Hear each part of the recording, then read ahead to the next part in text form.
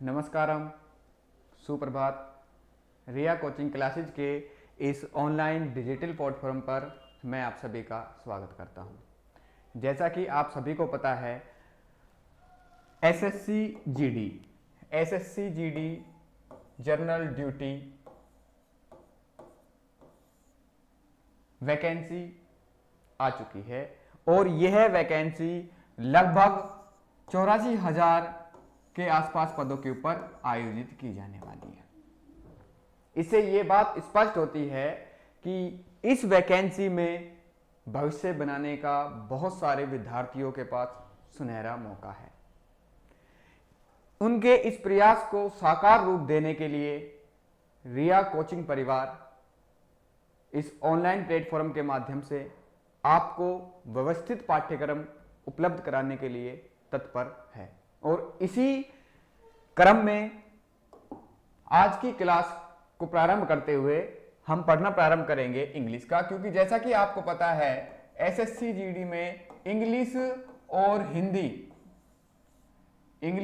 हिंदी ये दोनों optional subject के रूप में हैं। चाहे तो आप उसको अल्टरनेटिव में आप हिंदी को चुन सकते हैं या आप इंग्लिश को चुन सकते हैं, क्योंकि ग्रामीण परिवेश में अधिकतर ऐसा देखा जाता है कि बच्चों को इंग्लिश सब्जेक्ट में काफी दिक्कतों का सामना करना पड़ता है।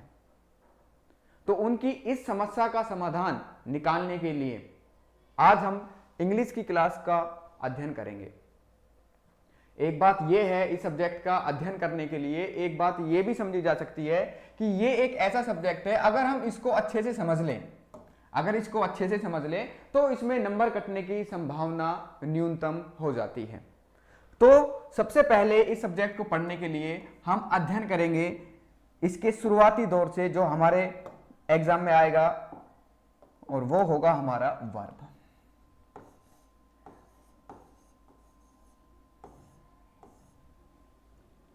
प्रत्येक विद्यार्थी को पता होता है वर्ब का मतलब होता है जो कार्य करने का बोध कराता है। वर्ब का मतलब होता है क्रिया। इंग्लिश में दो प्रकार की वर्ब्स होती हैं। एक हमारी होती है मेन वर्ब, एक हमारी होती है मेन वर्ब जिसको हम मुख्य क्रिया कहते हैं, और दूसरी होती है हमारी हेल्पिंग वर्ब। अगर हम मेन वर्ब की बात करें तो मेन वर्ब को हम मुख्य क्रिया भी कहते हैं। मुख्य क्रिया, जैसे यदि मैं अब इस समय मेरी बात करूं तो मेरी मुख्य क्रिया है लिखने की, आपको समझाने की। ये मेरी क्या है? मेन वर्ब है। किसी भी व्यक्ति के द्वारा जो कार्य किया जाता है वही उसकी क्या हो जाती है? Main verb. दूसरी होती है ऐसी वर्ब, इंग्लिश में ऐसी वर्ब जो हमारी हेल्प करती हैं। क्या करती हैं? हेल्प करती हैं। इसलिए इनको क्या कहेंगे? सहायक, सहायता करने वाली सहायक क्रिया। किसमें सहायता करेंगी? ये हमारी सहायता करेंगी। किसमें सहायता करेंगी? किसी भी व्यक्ति के द्वारा जो कार्य किया जाता है वो किस समय पर किया जाता है, किस भाव से किया जाता है, इसको बताने के लिए जो जिसमें हमारी वो मदद करती हैं, वो ही हमारी क्या कहलाती है? हेल्पिंग वर्ब कहलाती है। अब हेल्पिंग वर्ब भी दो प्रकार की होती हैं। एक हेल्पिंग वर्ब होती है हमारी मॉडल, और एक होती है हमारी प्राइमरी ऑक्सिलरी वर्ब। हमने देखा हेल्पिंग वर्ब और मेन वर्ब दो प्रकार की वर्ब होती है। किसमें? इंग्लिश सब्जेक्ट में दो प्रकार की वर्ब्स होती हैं। मेन वर्ब्स वो होती हैं जो कार्य का बोध कराती है। किसी भी सब्जेक्ट के द्वारा, किसी भी कर्ता के द्वारा जो कार्य किया जाता है वो ही क्या कहलाती है? उसकी मुख्य क्रिया। जैसे मेरी मुख्य क्रिया इस समय लिखने की है, बोलने की है, समझाने की है। दूसरी होती है हेल्पिंग वर्ब जो हमारी सहायता करती है, सहायक क्रिया। किसमें सहायता करती है? कि कोई भी व्यक्ति कोई भी काम किस समय करता है, किस भाव से करता है, वो हमारी क्या कहलाती है? Helping verb. हमने देखा हेल्पिंग वर्ब भी दो प्रकार की, एक तो मॉडल्स ऑक्सिलरी वर्ब और एक प्राइमरी ऑक्सिलरी वर्ब्स। अब मॉडल्स ऑक्सिलरी वर्ब्स क्या होती हैं? जो किसी भी व्यक्ति के भाव को व्यक्त करती हैं, किसी भी व्यक्ति के भाव को व्यक्त करने वाली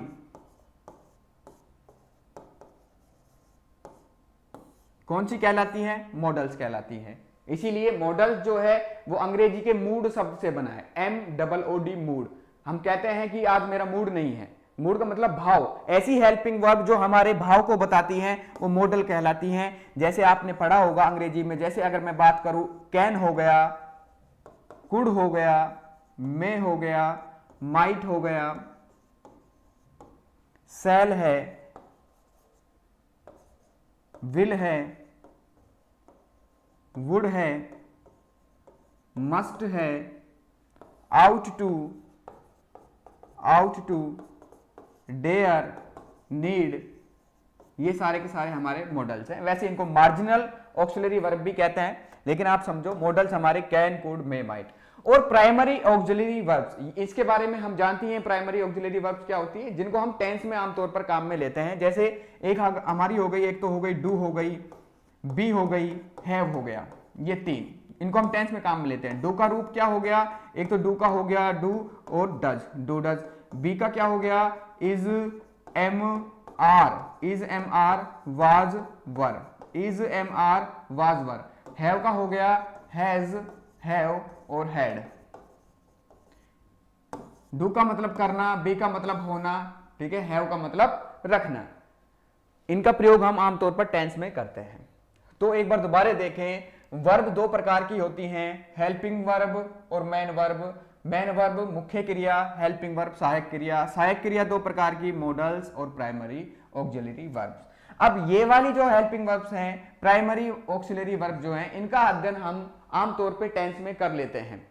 जैसे कि आपको पता है present tense, past tense, future tense, उनमें इनका अध्ययन कर लेते हैं। फ्यूचर में तो आमतौर पे शैल और विल का अध्ययन किया जाता है, लेकिन इनका अध्ययन हम टेंसों में कर लेते हैं। समझने वाली बात यह है कि ये जो भाव को व्यक्त करने वाले मॉडल्स होते हैं, इनका प्रयोग किस कंडीशन में किया जाता है। जैसा कि नाम से ही स्पष्ट हो रहा है, नाम से स्पष्ट हो रहा है, जो किसी वक्ता के भाव को व्यक्त करती हैं, भाव के हिसाब से लगने वाली helping verb model auxiliary verb कहलाती है। तो आज का हमारा अध्ययन का विषय रहेगा, आज का अध्ययन का विषय रहेगा हमारा मॉडल्स। अध्ययन का विषय रहेगा हमारा मॉडल्स। और इस मॉडल में भी हम अध्ययन करेंगे आज सबसे पहले कैन और कुड, कैन का और कुड का, कैन और कुड। अब जैसे कि मैं आपको पहले ही बता चुका हूं, मॉडल जो है वो किससे बने हैं? मूड से। मॉडल मूड, मूड क्या होता है? मनोभाव बताने वाले, मनोभाव दर्शाने या बताने वाले, जिनसे किसी वक्ता के मूड का पता लगता हो, जिससे किसी वक्ता के भाव का पता लगता हो। तो ऐसी कंडीशन में हम किन का प्रयोग करते हैं? मॉडल्स का प्रयोग करते हैं। सबसे पहले हम देखते हैं कि कैन जो है वो किस किस बात को दर्शाता है। आप ध्यान रखें कि कहीं भी आपको प्रेजेंट में, जब आपको प्रेजेंट का मतलब वर्तमान समय, प्रेजेंट का मतलब वो है वर्तमान समय। जब आपको वर्तमान समय की पावर, वर्तमान समय की एबिलिटी, वर्तमान समय की कैपेसिटी, पावर शक्ति, एबिलिटी योग्यता, इसको सामर्थ्य कहें, योग्यता कहें, सामर्थ्य कहें, कैपेसिटी क्षमता।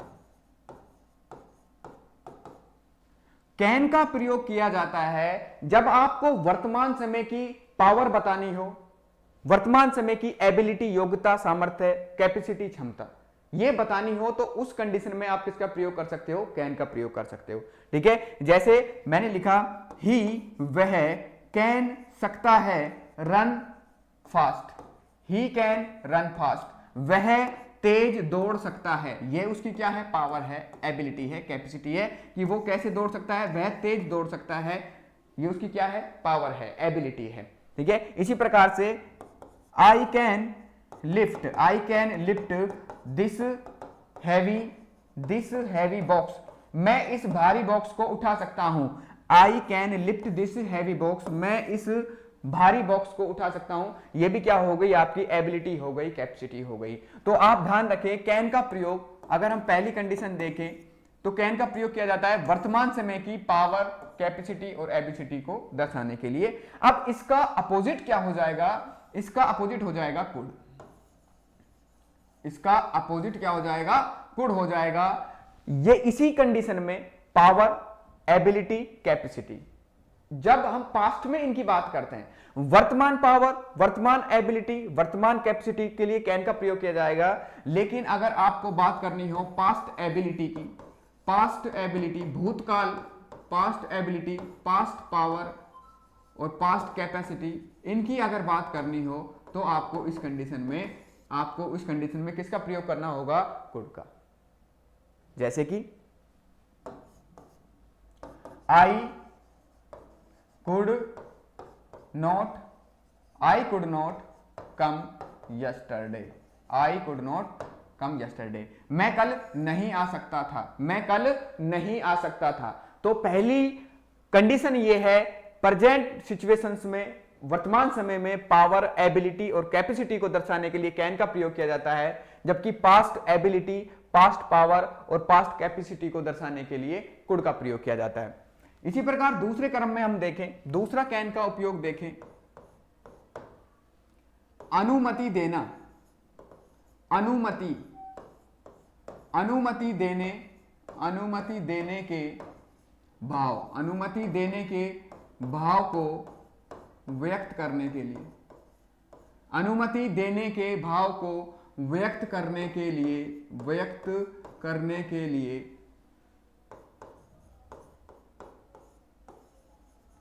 कैन का प्रयोग किया जाता है।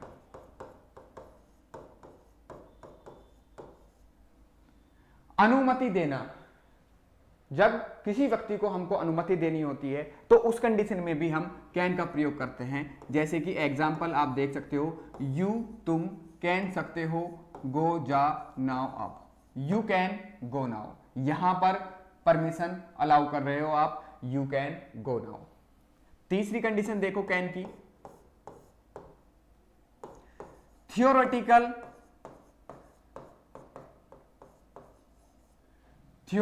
पॉसिबिलिटी,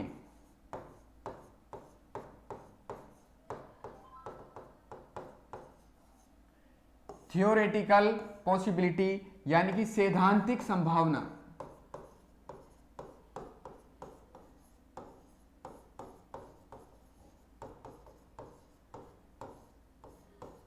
सैद्धांतिक संभावना के लिए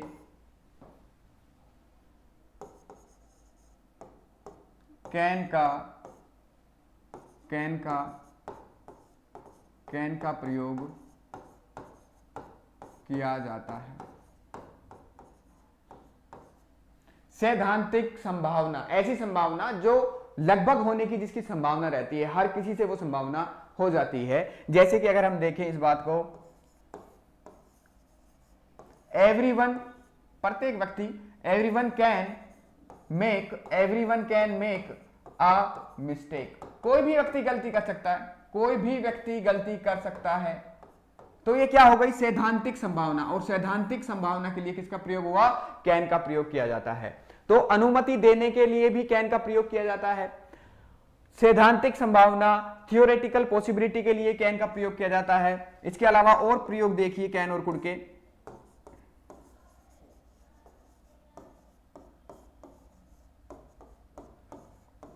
कुड का प्रयोग रिमोट पॉसिबिलिटी, कुड का प्रयोग रिमोट पॉसिबिलिटी यानी कि क्षीण संभावना, ऐसी संभावना जो पूरी नहीं है, कम संभावना है, उसके लिए कुड का प्रयोग किया जाता है। कुड का प्रयोग रिमोट पॉसिबिलिटी, क्षीण संभावना के लिए किया जाता है, क्षीण संभावना के लिए किया जाता है। जैसे कि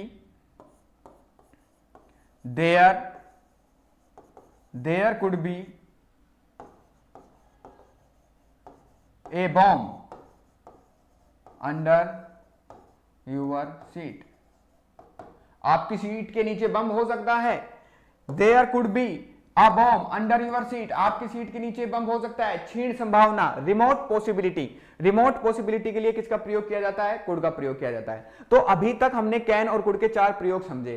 पहला प्रयोग यह था कि कैन का प्रयोग वर्तमान एबिलिटी, कैपेसिटी, पावर इनको दर्शाने के लिए किया जाता है, और कुड का प्रयोग पास्ट एबिलिटी, पावर, कैपेसिटी को दर्शाने के लिए किया जाता है।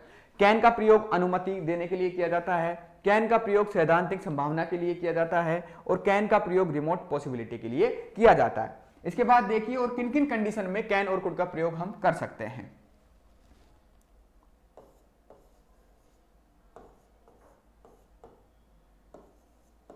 कैन का प्रयोग दोस्ताना, फ्रेंडली, कैन का प्रयोग दोस्ताना निवेदन, फ्रेंडली रिक्वेस्ट, कैन का प्रयोग दोस्ताना निवेदन के लिए, दोस्ताना निवेदन के लिए, प्रश्नवाचक, दोस्ताना निवेदन के लिए प्रश्नवाचक वाक्यों में किया जाता है, प्रश्नवाचक वाक्यों में, प्रश्नवाचक वाक्यों में किया जाता है। जबकि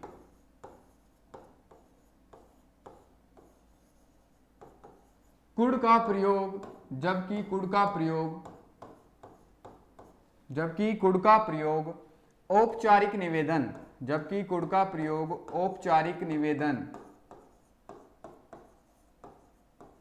जबकि कुड का प्रयोग औपचारिक निवेदन के लिए, जबकि कुड का प्रयोग औपचारिक निवेदन के लिए प्रश्नवाचक वाक्यों में किया जाता है, प्रश्नवाचक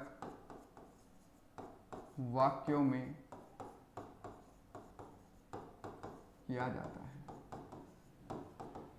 हमेशा ध्यान रखो, चाहे वो कैन हो और कुड हो, दोनों का इस्तेमाल प्रश्नवाचक वाक्यों में किया जाता है, रिक्वेस्ट के लिए किया जाता है। लेकिन रिक्वेस्ट कैसी है, इसके भाव को देखते हुए कैन और कुड का प्रयोग किया जाता है। जब आप किसी फ्रेंड से रिक्वेस्ट कर रहे हो, जैसे आपने किसी फ्रेंड से कहा कि यार आज मेरे को आपकी बाइक की आवश्यकता है, कैन का प्रयोग होगा, ठीक है। लेकिन जब आप औपचारिक निवेदन कर रहे हो, यानी कि उससे आपका रिलेशन जो है, उससे आपका रिलेशन है वो दोस्त के रूप में नहीं है, वो आपसे सीनियर हो सकता है, ठीक है, वो आपका अधिकारी हो सकता है। उस कंडीशन में जब आप निवेदन करते हो तो उस समय क्या होगा, कुड का इस्तेमाल किया जाएगा। जैसे कि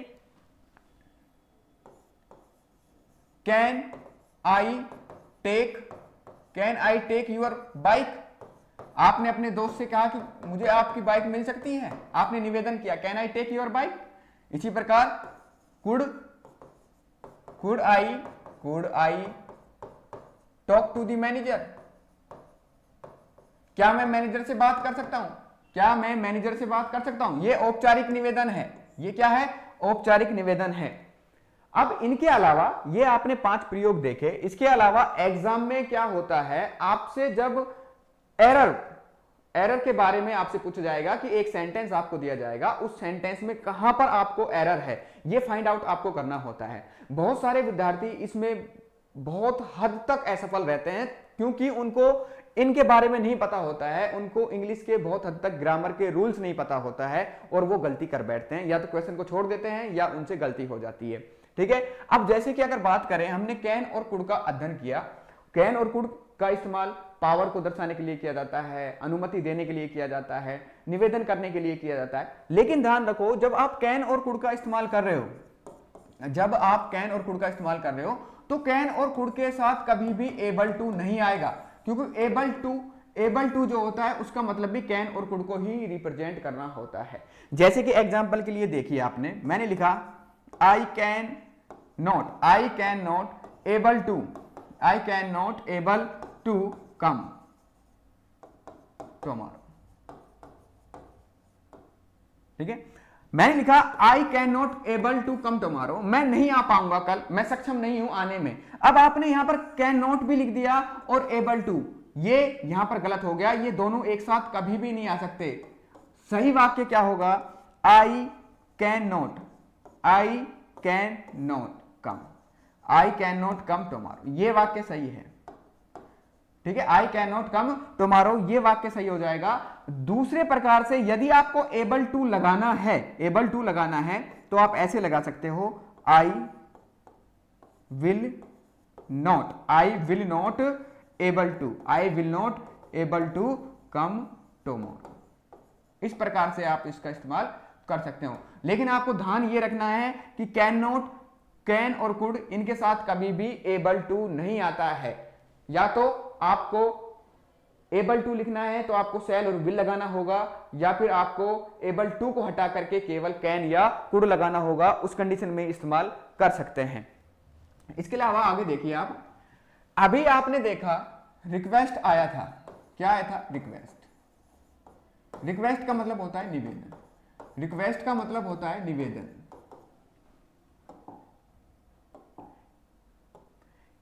अब रिक्वेस्ट के लिए एग्जाम में क्वेश्चन बहुत बार पूछे जाते हैं। बच्चों को कंफ्यूज रहता है कि रिक्वेस्ट के लिए किस मॉडल का इस्तेमाल करना उचित रहेगा।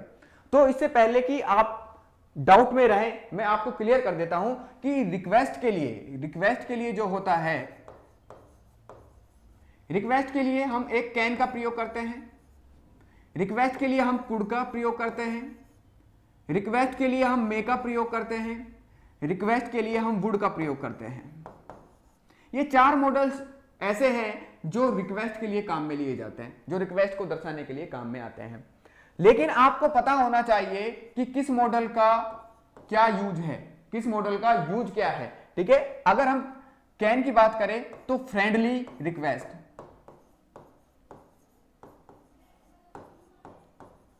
अगर रिक्वेस्ट फ्रेंडली है, रिक्वेस्ट यदि फ्रेंडली है, निवेदन यदि फ्रेंडली है, तो कैन का इस्तेमाल किया जाता है। इसी प्रकार से कुड का प्रयोग किया जाता है। कुड का प्रयोग किया जाता है फॉर्मल रिक्वेस्ट अगर आप किसी से कर रहे हो, फॉर्मल रिक्वेस्ट में अगर आप रिक्वेस्ट कर रहे हो, आप क्या कर रहे हो? रिक्वेस्ट कर रहे हो किसके साथ? रेस्पेक्ट के साथ। रेस्पेक्ट के साथ आप निवेदन कर रहे हो तो मे का प्रयोग किया जाएगा। वुड का प्रयोग किया जाएगा polite request, POLITE, polite request, विनम्र निवेदन। विनम्र निवेदन के लिए किसका प्रयोग किया जाएगा? वुड का प्रयोग किया जाएगा। तो आप हमेशा ध्यान रखें, ये जो चार मॉडल हैं, जैसे कि कैन हो गया, कुड हो गया, मे हो गया और वुड हो गया, ये चारों निवेदन रिक्वेस्ट करने के लिए काम में लिए जाते हैं। लेकिन इनका इस्तेमाल करते समय ध्यान रखने की आवश्यकता है कि किस प्रकार के निवेदन में किस प्रकार का मॉडल काम में लिया जाएगा। फ्रेंडली रिक्वेस्ट, जब आप दोस्ताना निवेदन कर रहे हो, दोस्ताना निवेदन कर रहे हो, जैसे एग्जाम्पल, अगर हम एग्जाम्पल की बात करें ताकि आपके और अच्छे से समझ में आ जाए, जैसे अभी मैंने लिखा था can I take your bike, क्या मैं तुम्हारी बाइक ले सकता हूं? ये आप निवेदन कर रहे हो, ये आप निवेदन कर रहे हो कैसे? फ्रेंडली, आप अपने फ्रेंड से निवेदन कर रहे हो। इसी प्रकार फॉर्मल रिक्वेस्ट, इसी प्रकार कौन सी? फॉर्मल रिक्वेस्ट, जैसे कुड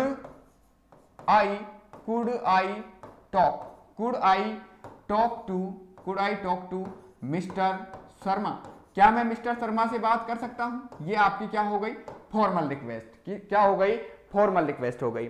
आपने देखा रिक्वेस्ट विद रेस्पेक्ट, आप रेस्पेक्ट के साथ निवेदन कर रहे हो, आप अपना काम जो करवाना चाह रहे हो उसमें आप निवेदन कर रहे हो, लेकिन किसके साथ? इज्जत के साथ, सम्मान के साथ। जैसे मैंने लिखा मे आई कम इन सर, मे आई कम इन सर, आप निवेदन कर रहे हो लेकिन किसके साथ? रेस्पेक्ट के साथ। पोलाइट रिक्वेस्ट, विनम्र निवेदन कर रहे हो, आप अपना काम करवाना चाह रहे हो, इसके लिए आप क्या कर रहे हो? विनम्र निवेदन कर रहे हो। जैसे कि वुड यू हेल्प मी, क्या आप मेरी मदद करेंगे? वुड यू हेल्प मी, क्या आप मेरी मदद करेंगे? तो डियर कैंडिडेट, आपने देखा कि रिक्वेस्ट करने के लिए कैन, कुड, मे और वुड, इन चारों का इस्तेमाल किया जाता है। चारों का इस्तेमाल किस किस कंडीशन में किया जाता है, एग्जाम्पल के साथ आपको मैंने समझाने की कोशिश की है। तो डियर व्यूअर, मैं कोशिश करता हूं, ऐसी उम्मीद करता हूं कि आज की क्लास में आपको कैन और कुड का प्रयोग किन किन स्थितियों में किया जाता है, किस किस परिस्थिति में किया जाता है, ये अच्छे से समझ में आया होगा। इसके अलावा बाकी के जो मॉडल्स और बच गए हैं उनका अध्ययन हम नेक्स्ट क्लास में करेंगे।